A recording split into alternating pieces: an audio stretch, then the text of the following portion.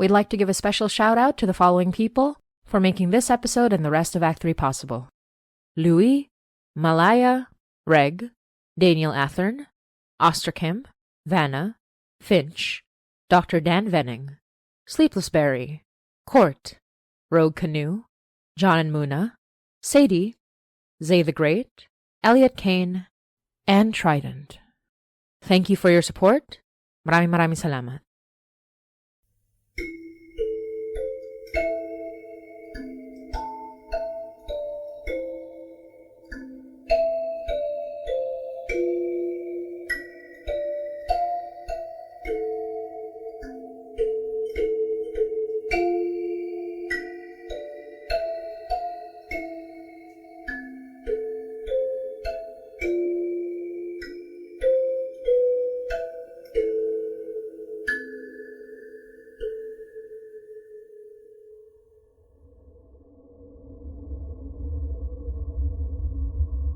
You're listening to Hainai by Motsi Dapul. Episode 79, Payaso, Part 2.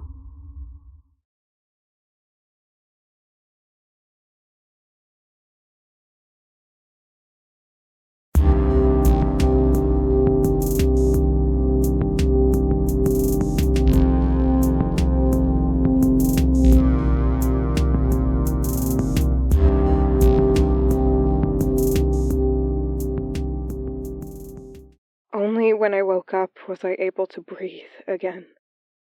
It was terrifying, but I was convinced that it was only a dream when I woke up in front of the TV, volume on low, playing an old black and white film with familiar patterned clowns making the audience laugh while moving their bodies at uncanny speeds. I didn't know what time it was, but I got up to check on the kid, ease my racing heart. As long as he was okay. But when I got to his room, I opened the door and found myself behind these thick curtains, blinding rays between the gaps hinting at stage lights. The curtains parted, and I was blinded for a moment, squinting my eyes until I could make out the shapes of people in the audience. Right in the middle of my vision, I saw the familiar figure of my kid. The child I was meant to be watching, sitting in a plush chair, clapping his hands. The theater of faceless audience members clapped with him. I didn't know what to do. I called his name, and he heard me. I begged him to stop this. I told him I was scared. And he looked surprised. I thought it was a dream, but I remember everything. I remember him asking in a quiet voice if I wasn't having fun. I told him I was scared of Parro and his blood, of Harlequin and his melting face. And he told me we didn't have to play anymore if I wasn't having fun.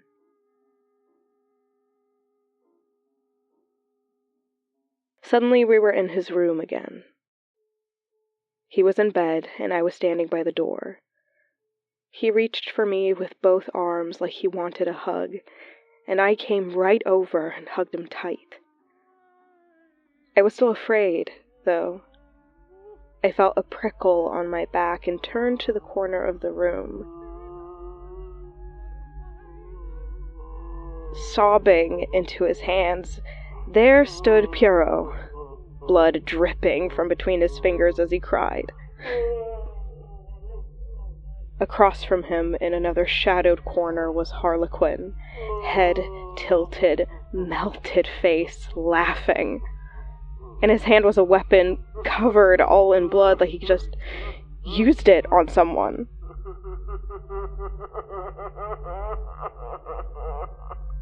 "You should go," my kid said. "She's scared."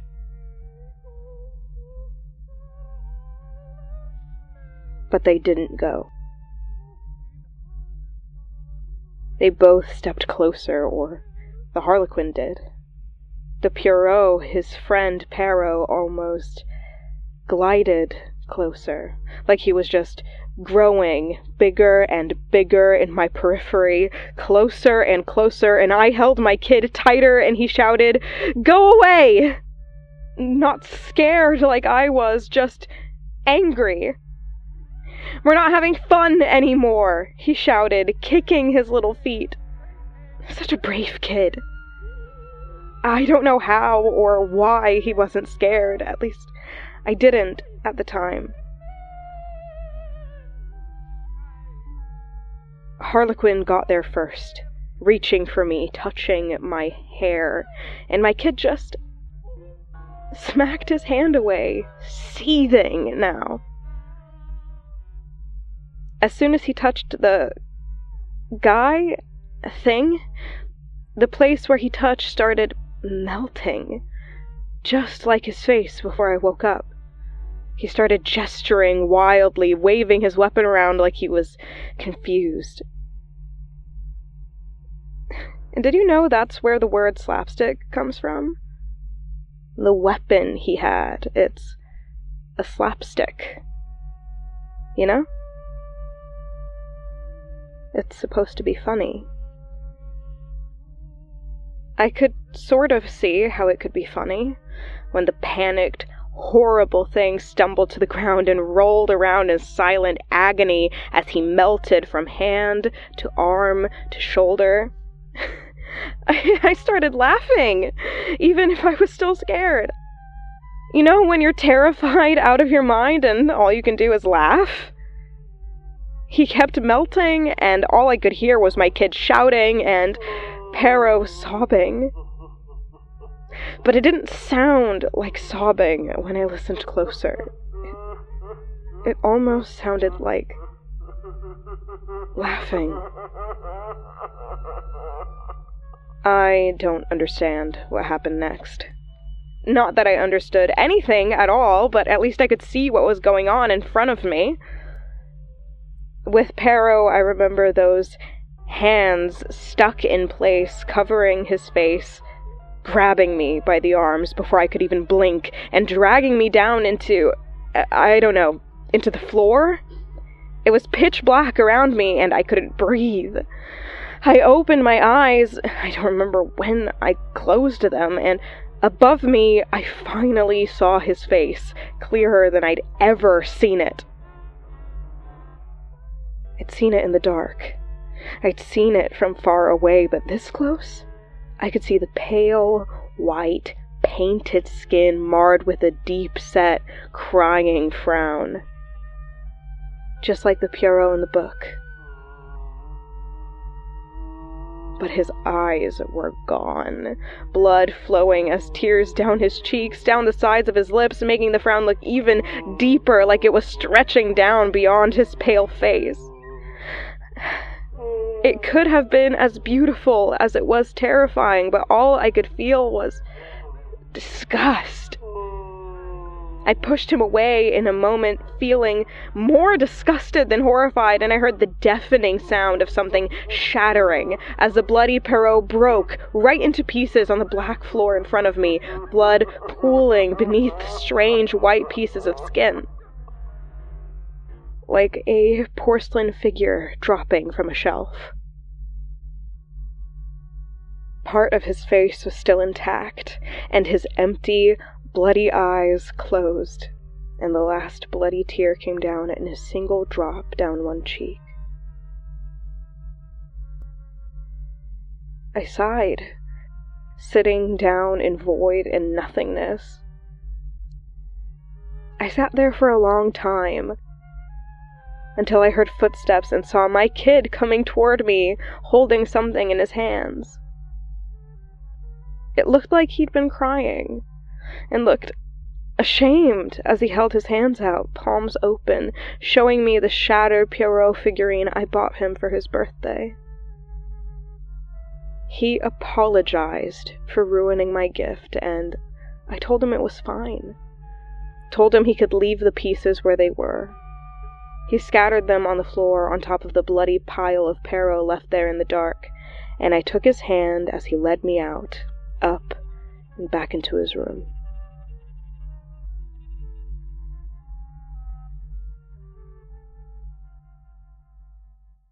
I never called it in, but a cop came to the house that night alongside a man that didn't look like a cop. He kind of looked like that guru from TV, the guy who runs the shop in Kensington, but he didn't have his beard, so. They asked if we noticed anything strange in the area that night, and I couldn't help but think of the pieces of broken porcelain I still hadn't cleaned up in my kid's room. Obviously, I couldn't tell them anything. How insane would I come off if I told them about the waking nightmare and the killer clowns? The other guy, the one who wasn't a cop, he just gave me this look, told me nothing I'd say would ever be as crazy as what he'd seen. I wasn't going to say anything.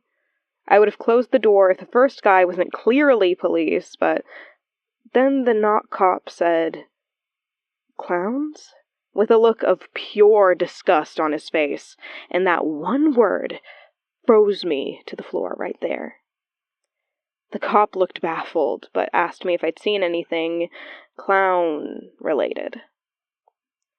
I started talking about a guy dressed like a clown hanging around the neighborhood, creeping me out at night. I thought that seemed way more plausible than magic melting monster clowns. But they kept pressing me. Like they knew I was hiding something, that I wasn't being totally honest. I don't know if I would have been honest if my kid didn't come to the front hall right then and there asking the second man about fire. If the other man didn't kneel down in front of him, opening his hands to reveal fire, like a magic trick, right there in his palm. Everything was a blur after that. He took the porcelain pieces I showed him and burned them in his hands, while the cop, and I'm sure he was a real cop, even as bizarre as his presence was in all of this, told me that I was lucky to survive what I did when I finally told the truth. They asked about him. My kid. Asked if he'd done anything like this before, anything strange, anything magical. I couldn't say, but it seemed like they knew something I didn't about what happened. Why this 6-year-old was able to stand up to these horrible monsters, why he was able to destroy the Harlequin and shatter the Pierrot. They asked if anybody else had come knocking, asking about the child. I said no, and they told me to watch out for him, because he was special. Like I didn't know that already. But the way they said special, it was almost like a warning. A look exchanged between the men, like special meant something was wrong. Like he was in danger. I don't know what it all means, but I'm kind of relieved. I know relief isn't the normal response to what I went through, but I'm just glad I'm not crazy, you know? I'm glad there's someone who knows what's going on, because clearly I have no fucking clue. All I know is that my kid made Parro. Made him real. And was just as capable of unmaking him, just because I was scared. Just because I wasn't having fun.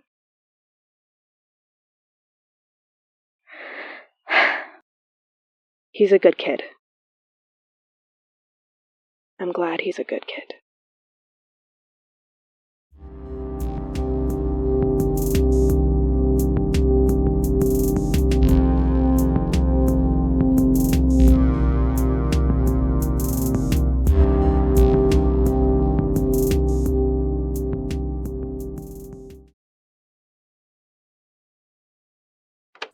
The elders call them natural users. People who have more magic than your average human. I say more because I don't think they quite understand magic from the world the way I learned it. And while they've got a system for their elder death magic, the rest of the world isn't quite as structured as they wish it was. Everyone has magic. Everyone has access to magic. Otherwise, you couldn't go into shamanism or spiritual leadership as a profession, like my nanai, like Ashvin's parents. The kind of magic they have access to might not register as magic to some people, or it might be subtler, smaller in scale. But it works. Healing sickness, bringing good and bad luck, creating protective amulets, and infusing them with power from their gods. In the olden days, some people became babaylan if they had some sort of special spiritual calling. But people take that a little too literally. You didn't have to be a natural user to be a babaylan. A babaylan's ability to commune with the spirit world wasn't based on whether they could summon fire to their hands like me or Ashvin. Some babaylan were special, but whether that was raw natural power or just charisma, intelligence, cleverness, it behooved the babaylan to lean on the spiritual narrative, to strengthen their people's morale. It's easier to back someone up in a fight when you think they're chosen and protected by the gods.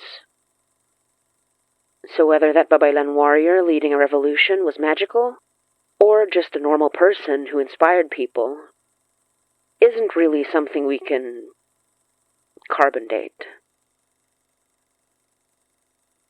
The way I understand natural users, well, you don't even have to be spiritually or religiously inclined to be one.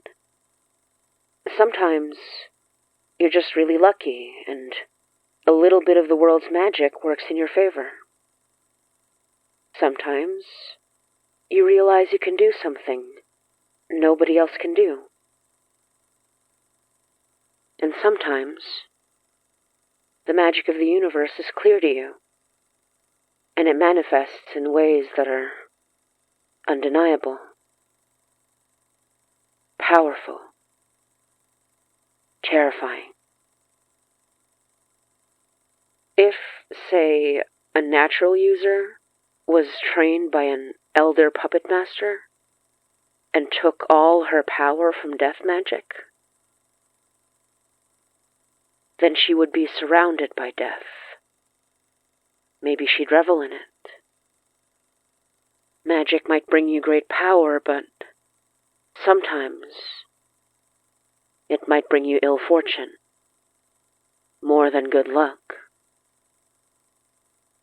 Sometimes you die, choking on your own blood under the earth, and your body is left there, abandoned, until all that's left are your bleached white bones. From what the benefactor has said, elders can't sense natural users. If they could, they'd be hunting them down left and right, especially at the height of their infighting. Because look at what happened when Juliano killed Lori, and the benefactor stood at the threshold tear in the veil, when every soul trapped in hide passed through. It was a perfect storm that granted the benefactor immense power. But supposedly, the same would happen if an elder killed a natural user and engineered it so that they could take their power. It's plausible, given what happened with Ashvin. His natural magic, mixed with Langford's magical knowledge as an elder, made a spell so powerful it trapped an entire city block in a miasma of his making. Langford himself seemed confident enough that he could go up against the benefactor with his power. Maybe it was arrogance on his part, but maybe he had a chance. It's not exactly rocket science, you know.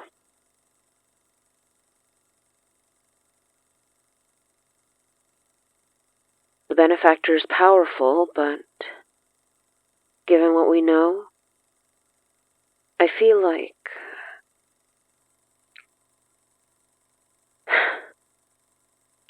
he should be more powerful than he is. I don't know if that makes sense, but it's just a hunch, I guess. He's powerful enough, but with how much energy must have been generated when all those souls passed on the day Lori died, he should feel bigger than he is.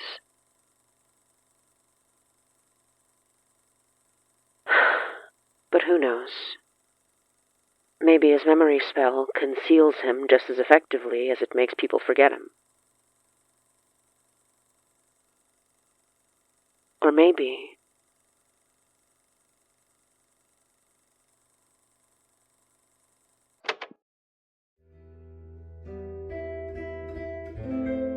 You're listening to Hainai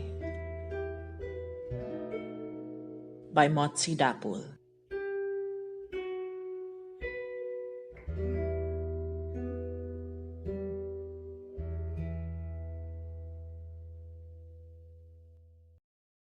Hey everyone, it's Motsi, creator and showrunner of the Hainai podcast. Hainai is a podcast produced by Motsi Dapul, Yoey Halago, and Alyssa Jimenez, and licensed under Creative Commons Attribution Non-Commercial Share-alike 4.0 International License. This episode is co-produced by Jesse Goodso, and written and directed by Motsi Dapul. The role of Mary in the past is played by Motsi Dapul, and the role of the babysitter is played by Tatiana Gefter. If you'd like to chat with other listeners when this episode goes live, we do a live premiere every Sunday at 9 p.m. ET or Toronto time on our YouTube channel, youtube.com/HainaiPod. To help support the production of Hainai, you can subscribe to our Patreon, patreon.com/HainaiPod. You'll get to be part of our early access program, where we release episodes 3 days early on Thursday at 9 p.m. ET or Toronto time. You can also get bonus video, audio, art, and much more. Speaking of Patreon, we'd love to give a special shout-out to the following patrons for all their amazing support. Maha, Nikki Green, Sai B.A., Emily C., Lauren Morton, Prinks Variety, Dee Chanak, Chandra, Tony Baloney, Nay, Boyo, Phoenix Luna, Kate Jordan, Tiana Harvey, Sabine, Ben, DC Squirrel, Jess No, Nanette Dapul, Mika, Matt Upton, Anna, Sooks, Becca Terrier, Melissa, Emma H., Faye Fungi, Pablo Neurotic, Oscar Kim, Megan, Jesse Goodsell, Malaya Light, and Victoria Goodwin. Thank you for all your support. If you subscribe at the ATET tier or the $10 tier and above, you get bonus episodes, bonus content, the full B-sides, and you get your name shouted out on every episode in the credits, just like our wonderful supporters here. If you can't subscribe monthly, you have the option to buy us a milk tea on Ko-fi. That's ko-fi.com/HainaiPod. Our ad-free Hainai album, which has our official music and full episodes from Act 1 and 2, is also available for both patrons and to purchase on our coffee shop. Check out our website, hainaipod.com, for more info, and follow us on all our socials, on Twitter, Tumblr, Instagram, Facebook, and Blue Sky, and even our YouTube posts, at HainaiPod, for updates and more information, especially when we have special events. And as always, thank you, we love you, and hanggang sa muli.